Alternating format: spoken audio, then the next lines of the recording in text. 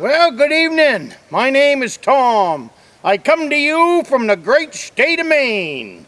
I've got one good reason for you to subscribe to this channel. Oh, if you like big fish, there's a pretty good fish right there. Me and the dog, we had a great day in the boat today.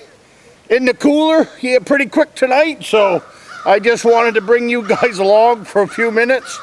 I just got back to the cabin half hour ago, 45 minutes ago, and this is what it's all about. This is what it's all about for me. So there's my fish. I got to get him cleaned up, and I've got to get him in the cooler. Then I'll be back out in the boat tomorrow fishing for some salmon. So anyways, you have a good night. This is a 30-inch lake trout that I caught yesterday. The way that I like to eat these is I can them up in a pint-size jar. I'll get 8, maybe 10 pints out of this fish, and then I can bring it back fishing with me. Makes a great boat snack and all of that. But I did an in-depth video on that, on the whole canning process. And I also did a whole video on preparing this fish. So today I'm just going to kindly roughly go over it, because it's not really one of them topics that YouTube loves as far as banning stuff, because it's real. If you're a fisherman and a hunter, this is as real as it gets. A lot of people, and the problem with a lot of people today is they throw these fish back. And most of the time, I believe that when you pull a big guy like this up off the bottom, he's going to die anyways if you throw him back. Especially in the summer months, when it's warm, you're pulling him out of nice cold deep water and you're dragging him up to the top.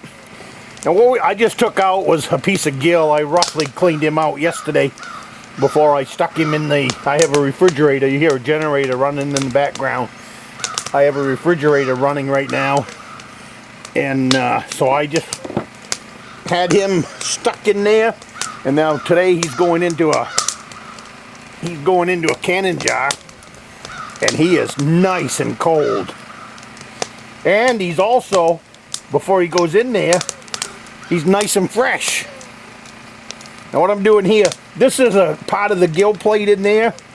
I'm going to cut that out of there because that's not something that we can use. And like I said, I did this in depth a while back. If you cut straight down and cut his head off, you're going to lose a lot of meat. So make sure to cut up through and get that gill out of there.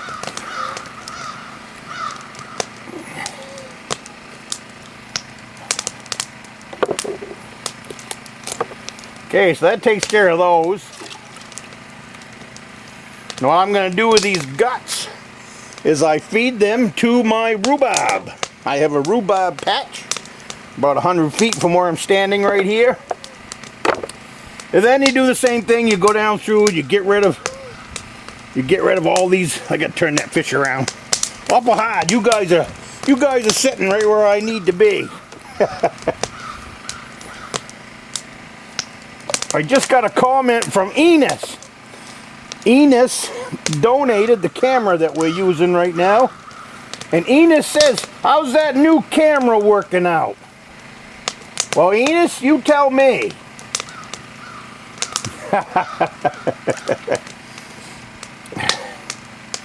The camera you gave me is sitting on that tripod right now. There. So there's the two big ones gone.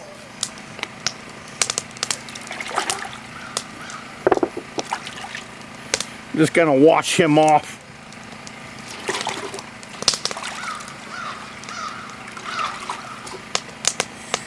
I like these smoked, and I also like them in the canning jar. So there's all kinds of ways to eat these fish. So then You cut into there, you come down here, you take your knife, you go right down through there, and you follow that backbone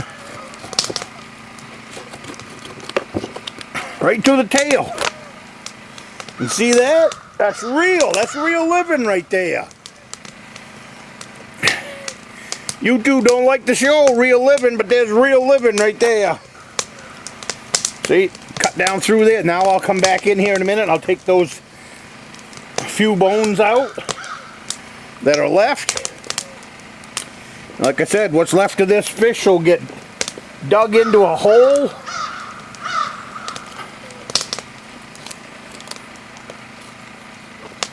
I think. Awful hard to do with you guys sitting right there in the way. Yeah.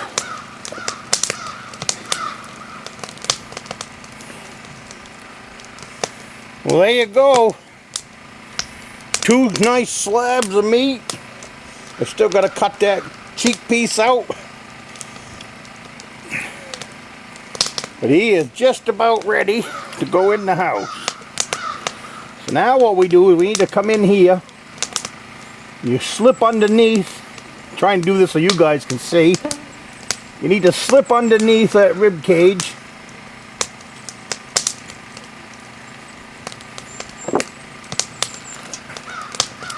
And pull it out.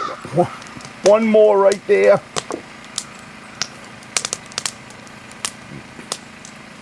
There, so now that is ready.